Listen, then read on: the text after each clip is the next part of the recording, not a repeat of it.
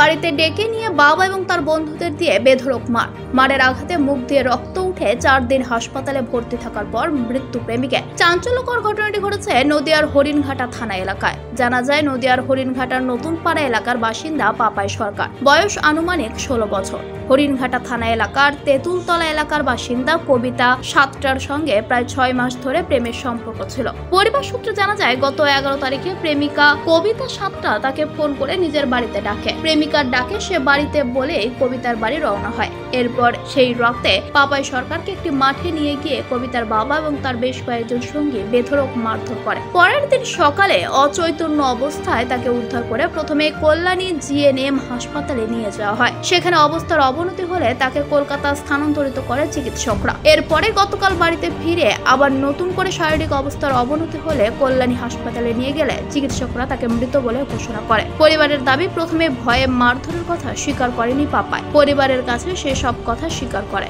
পুরো ঘটনায় লিখিত অভিযোগ দায়ের হয় হরিণঘাটা থানায়। ইতিমধ্যে অভিযুক্ত প্রেমিকা কবিতা সাতটা এবং তার বাবাকে গ্রেপ্তার করেছে হরিণঘাটা থানার পুলিশ। পাশাপাশি কি ঘটনা ঘটেছিল এবং ওই দিন রাতে অভিযুক্তদের সঙ্গে আর কে ছিল তাও জানার চেষ্টা করছে পুলিশ। এই ঘটনাটি রীতিমতো শোকের ছায়া নেমে এসেছে গোটা এলাকায়। ওই জায়গায় গেছিলাম, ওই মেয়ের বাড়ি কি ফাঁকা মাঠে আমি আরো বসেছিলাম।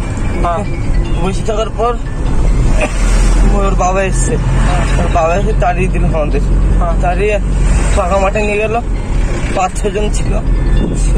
থাকার পর ব্যাপক মেরেছে। তারপরে কি একটা খাই দিয়েছিল। তারপরে আর কোনো হুঁশ নেই আমার। তারপরে যখন এসছে তখন একটা ফোন, আমার ফোনটা আমাকে দিয়ে গেল, আবার ফোনেই চলে গেল। আমি বললাম কি স্যার আমাকে ছেড়ে মানে বাড়িতে পৌঁছিয়ে দিন, একবারও পৌঁছায়নি এখনো। আমার ভাই এরকম বিকট ভাবে মারা হয়েছে। কি নাম তোমার? কি নাম? পাপাই সরকার। কি কে কারা মারলো? মেয়ের বাড়ি থেকে মেরেছে। কি কারণে মারলো? মানে আমার ভাই মেয়েটাকে ভালোবাসতো। কি নাম মেয়েটার?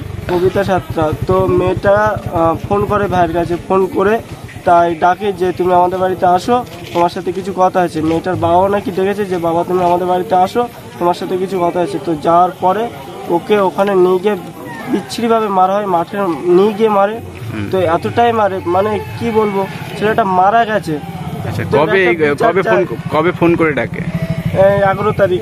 আচ্ছা, 10 তারিখ। কে ফোন করে? কবিতা। আচ্ছা, কি বাড়ি কোথায় না? বাড়ি রঘুনাথ।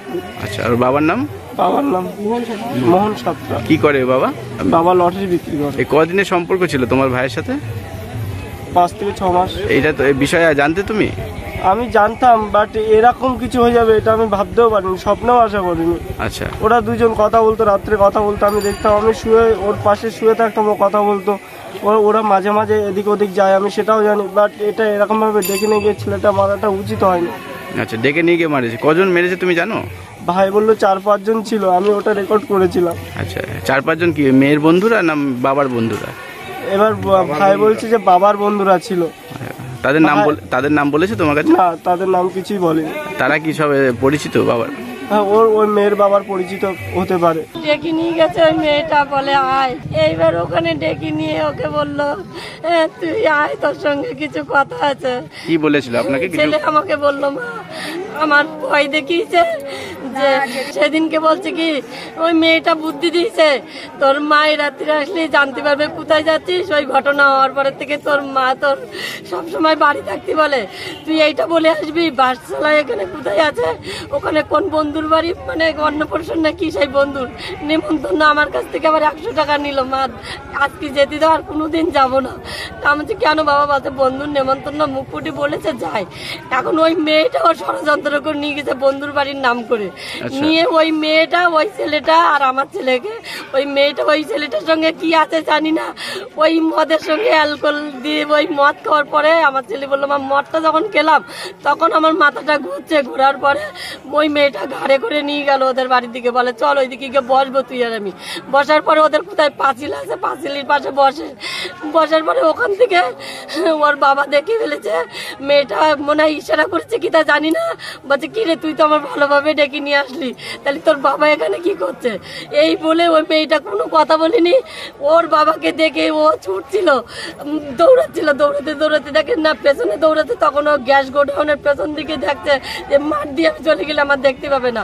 তখন ওই গ্যাস ডাউনের ওখান দিয়ে ওরা 5-6 জন বলে, মা 5-6 জন হবে, এসে দৌড়িয়ে আমার ওখানে দৌড়িয়ে আমি ভয়তে পড়ে গেছে। সেই সময় ধরে আমার 5-6 জনে মিলে খুব মারলো। কি দিয়ে মারে জানেন? লাথি, কিল, ঘুষি।